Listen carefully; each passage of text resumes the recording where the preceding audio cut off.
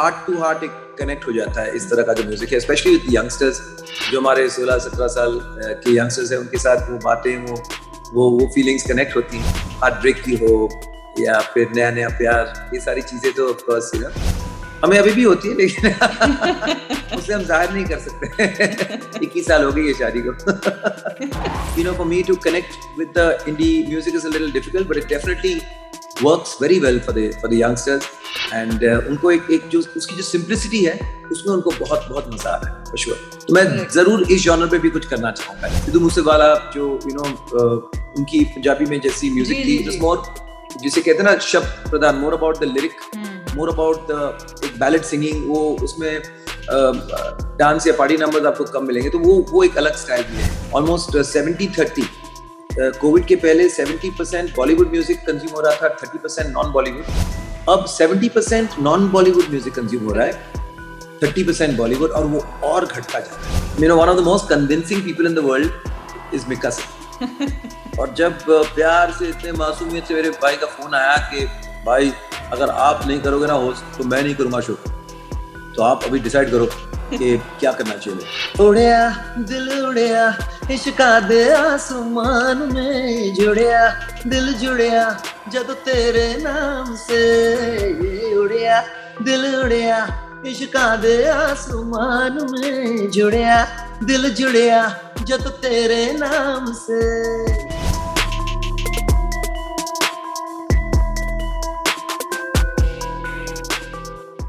आज पंजाब केसरी नवोदय टाइम्स में हमारे साथ सबके चहेते वो सिंगर हैं जो हमेशा अपने म्यूजिक के साथ एक्सपेरिमेंट करते रहते हैं, उसको री इन्वेंट करते रहते हैं, और तभी तो आज तक भी उनका हर गाना सीधे हमारे दिल को छूता है। मैं बात कर रही हूँ about the amazing singer and with an equally amazing smile, सबके चहेते Shaan. So we'll have a lot of conversation with Shaan about all of this, but first things first, Shaan, a warm welcome to you.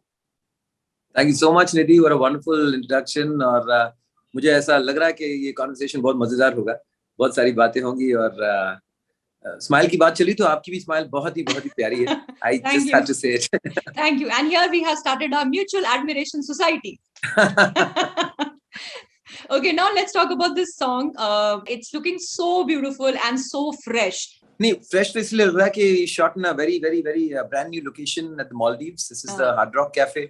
और तो वहाँ बहुत सारे locations में मिले, लेकिन इस गाने की कहानी कुछ ऐसे शुरू हुई कि मैं मालदीव्स एक शो करने के लिए जा रहा था, and this is a massive show made by the government, by the Minister of Youth and Sports. So when I got to know that I'm going to the Maldives, और तो typically हर artist आजकल वही करता है कि चलो music video बनाते हैं, मालदीव्स जा रहे हैं, तो फिर मैंने सोचा कि क्यों ना एक कोलैबोरेशन करें, क्योंकि हमेशा इतने सारे हमारे सेलेब्स या हर कोई especially in the last 2-3 years, a Maldives visit has become like a must in everyone's bucket list. तो इतने लोग वहाँ जा रहे हैं, लेकिन मालदीवियन आर्टिस्ट या मालदीवियन कल्चर या मालदीव्स को उस तरह से हम सोच नहीं रहे, समझ नहीं रहे। तो फिर मैंने जो हमारे मिनिस्टर जो बहुत यंग है, मेरे दोस्त भी हैं, अहमद मालूफ, तो उनसे मैंने रिक्वेस्ट किया कि कोई अगर ऐसी सिंगर हैं जो इस तरह का कोलैबोरेशन करना चाहेंगी, तो फिर उन्होंने उनुषा को सजेस्ट किया, और मैंने उनके कुछ अब तक जो भी उन्होंने रिलीज किया था वो सुना।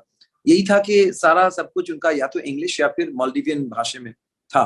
तो जब मैं उनसे बात किया तो कहा कि I would love to do it, but मुझे हिंदी, उर्दू, पंजाबी कुछ आती तो है नहीं, तो आप अगर मुझे गाइड कर दें तो कर लूंगी।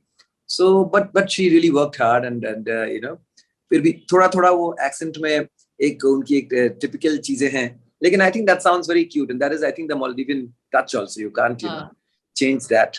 तो जैसे मैंने भी कुछ रैप किया मालदीव्स भाषा में इसी गाने में, तो आई एम श्योर कि जब वो मुझे सुनेंगे तो बोलेंगे यार ये कौन से भाषा में गा रहा है। But she is very talented, she was very good. और फिर हम लोग जब वहाँ रहकर ये वीडियो भी बना दिया, और and that's what the song is about, दिल उड़िया।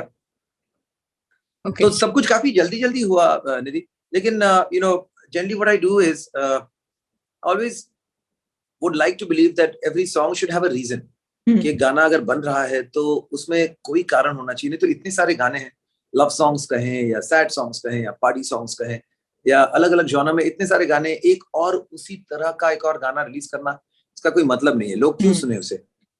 तो जैसे आप कोई कहानी कहते हैं तो कहानी एक नहीं होनी चाहिए, वरना लोग क्यों सुनेंगे उसी कहानी को फिर से अगर आप दोहराएं।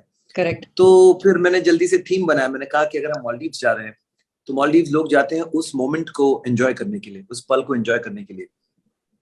तो मैंने उसी को थीम बनाया, दिल उड़िया इश्काते आसमान में, दिल उड़िया जदो तेरे नाल वे। मतलब वो जो तेरे में, you have to be your best companion, and you have to make sure that as a companion you're giving yourself the best time with a lot of love in your heart. हमेशा दिल में अगर प्यार हो और आपको खुद पे भरोसा, खुद पे एतबार और खुद की कंपनी आपको पसंद आए, वो बहुत जरूरी है। लोग वरना यहाँ वहाँ ढूंढते रहते हैं, खोजते रहते हैं कि तो उस तरह के थीम को हमने फिर वीडियो में भी बनाया कि हम बस लाइफ एंजॉय कर रहे हैं, सब अपने अपने तरीके से लाइफ एंजॉय। ये कोई रोमांटिक गाना या लव सॉन्ग नहीं है, it's a love song with yourself. Correct correct. अच्छा, ऑल्सो जो ट्यून है और जिस तरह का म्यूजिक कॉम्पोजिशन है वो थोड़ा सा डिफरेंट साउंड कर रहा है from what you have done previously. Of course आपने काफी पेपी नंबर्स पहले भी दिए हैं, but this one has a little, I don't know, something different. So correct me if I'm wrong about the genre. Is there something different that you have tried this time? नहीं, बिल्कुल। when you talk about island music, generally reggae music comes to your mind, but इसमें मैंने कुछ traditional जो loops, मतलब जो उनका एक ड्रम होता है, बुडू बेरू ड्रम, तो उनके कुछ मैंने ट्रेडिशनल लूप्स लेकर I design the track around that. So it is a dance song but it's not a club song. It's not कि वो क्लब वैसा बेस लाइन और जस्ट ऐसा नहीं है। So it's got a swing, so it's got a reggae pop vibe. हाँ बिल्कुल, मैं जैसे आपको कह ही रहा था, अगर कुछ करें तो कुछ नया करें, वरना क्यों करें। Correct correct. And now this brings me to the next question Shaan. जैसे आपने खुद भी कहा कि बहुत सारा म्यूजिक बन रहा है एंड कोविड के टाइम से तो अभी और हम हिंदी म्यूजिक में डेवलपमेंट देख रहे हैं। So many other artist have come and every other day there is one love song coming up, right? So and maybe some other song which is maybe a heartbreak song और इस तरह का एक music आ रहा है which of course consume भी लोग कर रहे हैं। How do you see this whole growth now suddenly in the indie music culture? नहीं, I think there's a lot of music and definitely कुछ हमारे indie artists हैं जिनकी lyrics के जरिए या फिर एक indie music की एक simplicity होती है, बस एक गिटार पकड़ के you're strumming, singing a few lines, और I think वो heart to heart एक connect हो जाता है इस तरह का जो म्यूजिक है, especially with the youngsters, जो हमारे 16-17 साल के youngsters हैं, उनके साथ वो बातें, वो feelings connect होती हैं, हार्ट ब्रेक की हो या फिर नया प्यार, ये सारी चीजें तो ऑफ कोर्स हमें अभी भी होती है, लेकिन उसे हम जाहिर नहीं कर सकते। 21 साल हो गई है शादी को। बट तो वो कभी कभार हम गाने में वो एक्सप्रेशंस या वो चीज लेकर आते हैं। But I think yes, music is such a way to connect directly. और हाँ, लेकिन हम लोग चूंकि थोड़ा सा इतने सालों से एक larger than life kind of music से involved हैं, say call it Bollywood or call it जहाँ एक उसकी एक पूरी ऑर्केस्ट्राइजेशन होती है और सिंगिंग में एक certain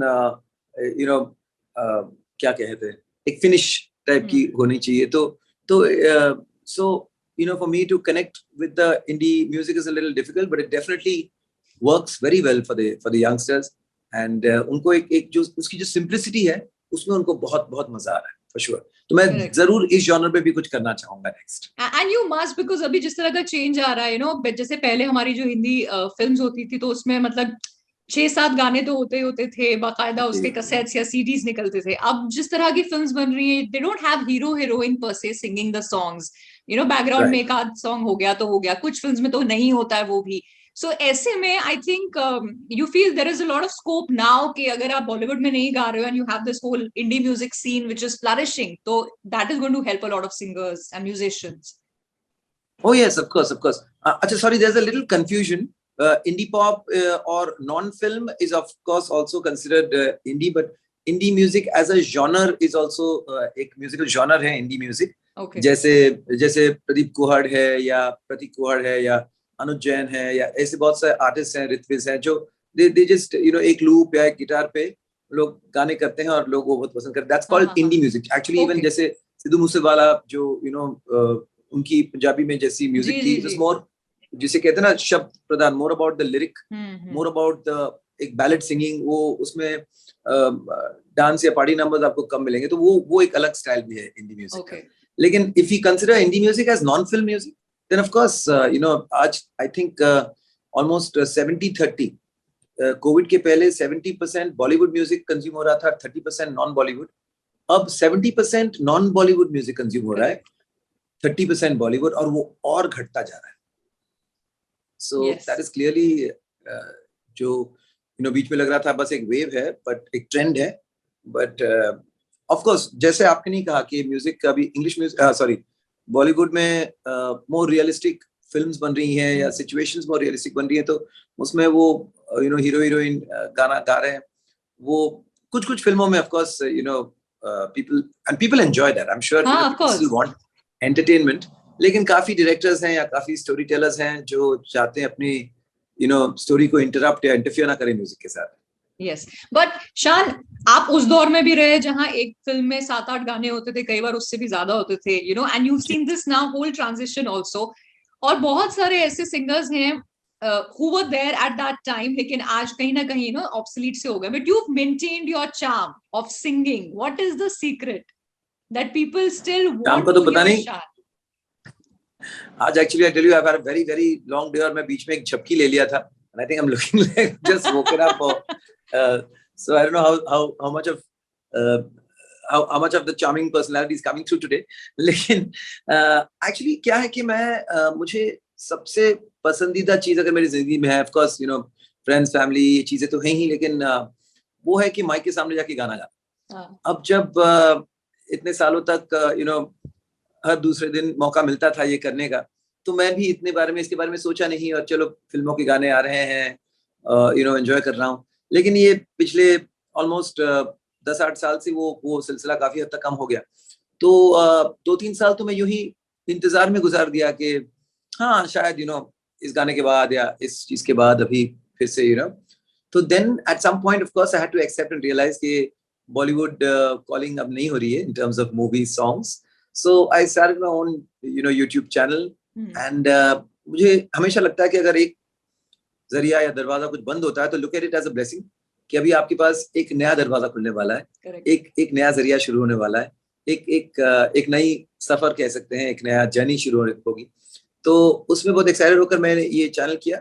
of course it's not a commercial venture at all, but it's a way to just or explore the composer in me. तो मैं अलग अलग चीजें कंपोज करता हूँ। मेरे पिताजी कंपोजर थे, बहुत अच्छे कंपोजर थे, और उनकी एक untimely you know I lost him when he was just 43 years old. तो मुझे लग रहा था कि कहीं ना कहीं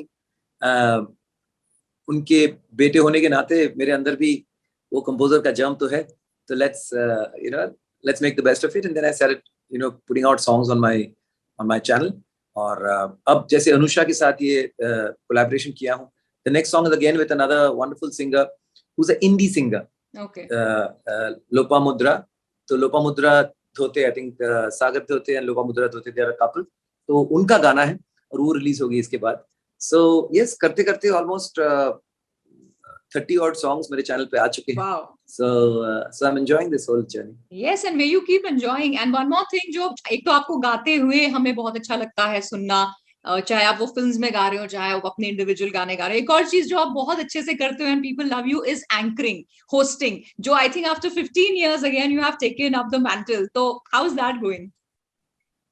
Oh yes, that was you know शुरू में मैं काफी मतलब डरा हुआ था कि होस्टिंग से नहीं, साथ साथ के यू नो काफी लोग को रहता ना कि यार ये क्या कर रहा है, क्यों कर रहा है, क्या जरूरत थी।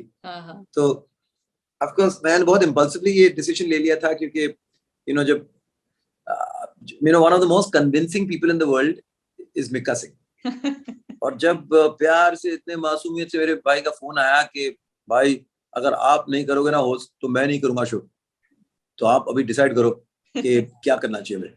तो मैं तभी मेरे बेटे के साथ जिम कॉर्बेट के वो वहां से, मतलब अंदर तो फोन अलाउड नहीं थे, वहां से बाहर आया मिस कॉल, तो मैंने फोन किया, तो मैंने भी कह दिया बस भाई देखो मैं यहाँ शेर को ढूंढने निकला हूँ और you know king Mika Singh का रिक्वेस्ट आया तो रखना ही पड़ेगा, और मैंने हाँ कह दी। और फिर वहां जाकर जोधपुर में ये शूट्स चल रही हैं और ऑनेस्टली बहुत मजा आ रहा है. I am really really you know एक कुछ नया करने मिला है and I am really enjoying it. Hosting after 15 years, you're right. लेकिन अब मुझे मेरे पास एक नया औजार है मेरे पास. That is disposable contact lenses. क्योंकि पहले उसकी जरूरत नहीं होती थी ना. There was no teleprompter, there was no in-ear monitoring. सब आपको बाय हार्ट कर करके रट के वहां जाके बोलना पड़ता था. इतने सारे कट्स भी नहीं थे बिकॉज इतने सारे मल्टी कैमरास भी नहीं थे. तो बहुत ही मुश्किल वाला वो काम था. लेकिन अब वो बहुत आसान हो गया है. नाउ तो I mean hosting for me is pretty simple. मुझे सिर्फ यही करना है कि I don't want to kind of overshadow what is happening in the show. कि अपने होस्टिंग के या अपने सेंस ऑफ ह्यूमर के डिस्प्ले में मैं शो की फ्लो को बिगाड़ दूं या शो की सेंसिटिविटी को बिगाड़ दूं.